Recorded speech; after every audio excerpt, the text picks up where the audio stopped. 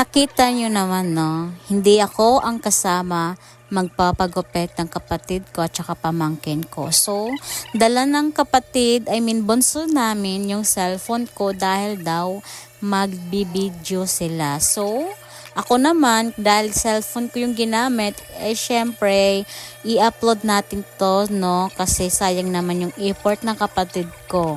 Kumuha pa naman ng video na napakahaba. Wala lang. Trip lang nila talaga na mag-video dahil daw magpapa-haircut silang dalawa. So, yung una nagpa-haircut is yung pamangkin ko na nag-aral doon sa General Lonas. Sabi kasi ni mama, sabi daw ng kapatid ko, yung mama ng anak na to, na papagupitin na daw si Leo John dahil daw ang haba na ng hair. At para naman pagpasok sa Monday, poging-pogi, diba? So ayun nga, no, kasama niya yung bunso namin nagpapagupit. Anyway, nagpapasalamat pa rin kami dahil nga sa malapit lang yung haircut dito.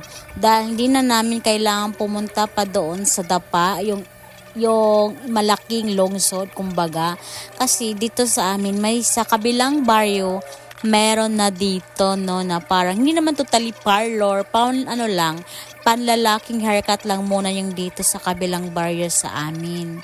So since malapit lang, hindi na siya masyado hassle. Tapos yung nag-haircut kasi sa pamangkin ko, may experience na siya dahil dati nagtatrabaho siya doon sa may parlor doon sa kabilang lungsod na sa Del Carmen, I think, kung di ko nakalimutan. Basta familiar siya sa akin. I think nag-aaral kasi siya doon sa alma mater ko. O, diba? Alma mater ko. Habang ginugupitan yung pamangkin ko, medyo makulit kasi siya dahil nga yun yung mga buhok na nagsilaglagan. Makati talaga yun, no? After ng pamangkin ko, so yung bunso namin ang nagpapagupit rin dahil nga mahaba na rin yung hair niya. Ito pala yung bunso namin na siya yung lagi nagdi-deliver sa mga may order sa akin dahil siya lang naman yung marunong.